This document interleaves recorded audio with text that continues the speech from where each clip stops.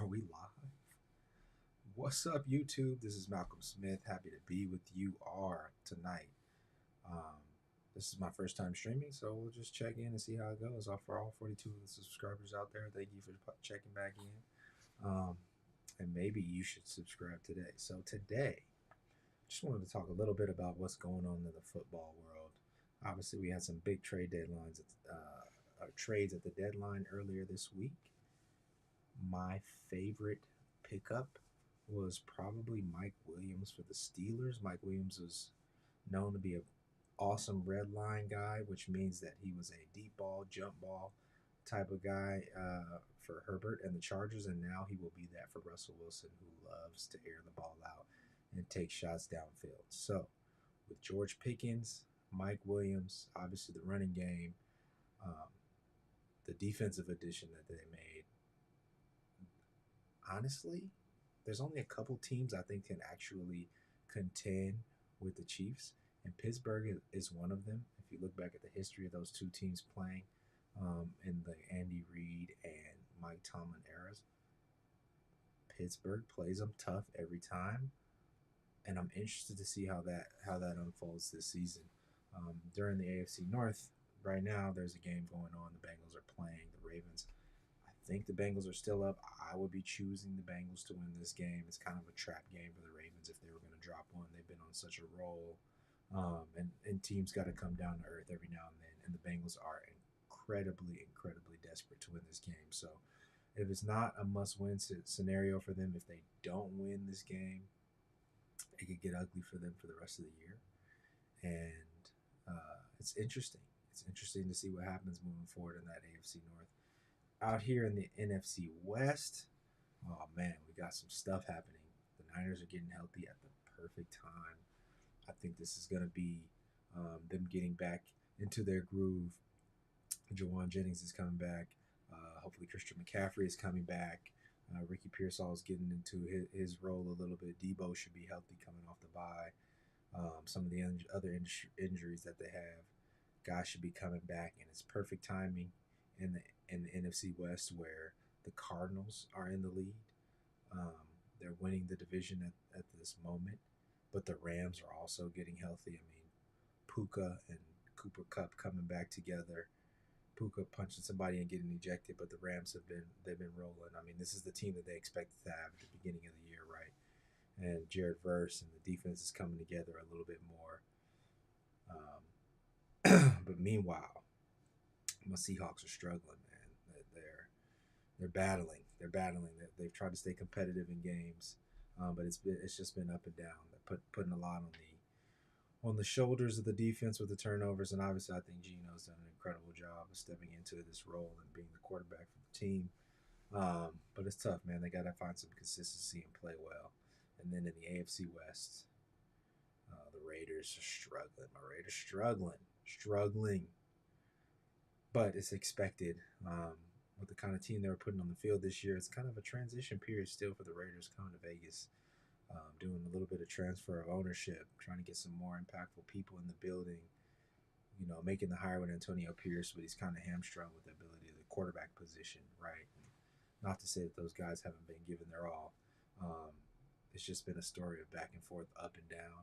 And right now they're in a little bit of a slump, but you know, they can put themselves in position to get a great draft pick at quarterback.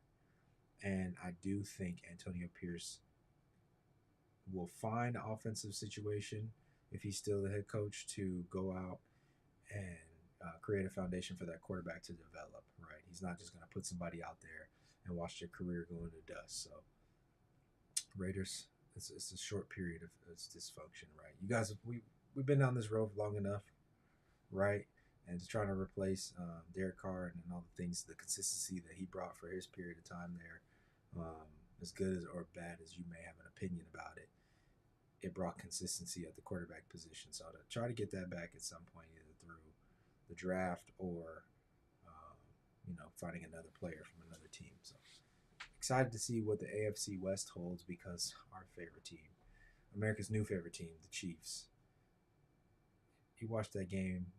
Was that Monday? I watched the Manning cast, which is my favorite with Belichick. I always wanted to hear Belichick and see how he does meetings. So every bit of Belichick media, I've been eating it up. He's incredible to give the insight that he does and weigh in. And obviously Peyton Manning is acting like he's in the driver's seat every game, and Eli's cracking jokes. So love the Manning cast, but I'll just to check out the Chiefs offense, their ability to run the ball. Kareem Hunt said, "All right, guys, this is enough. Andy, give it to me." He ran them back into the game to take the lead, and they just closed things out. D Hop's a great addition, and it just goes to show you like the scenario of Rasheed Rice.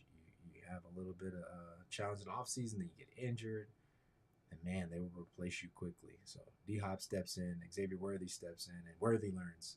They go to him with a reverse. It's negative yards. They hit him in the end zone, and he steps out of bounds. It's like, all right, well, we got a guy that's ready to go. And Juju did it before he got hurt, and D Hop stepped in, and Juju will be back. So the young players got to find consistency, and Pacheco, he'll come back, but Kareem Hunt will also be there. So they'll have plenty of options as they always do, and the guys, their secondary's been consistent. Chris Jones, lights out, unblockable. Guys, I have a little bit of a debate. Aaron Donald, incredible, but I think Chris Jones might be up there with interior in terms of the interior defensive lineman. You can't tell me that dude is just not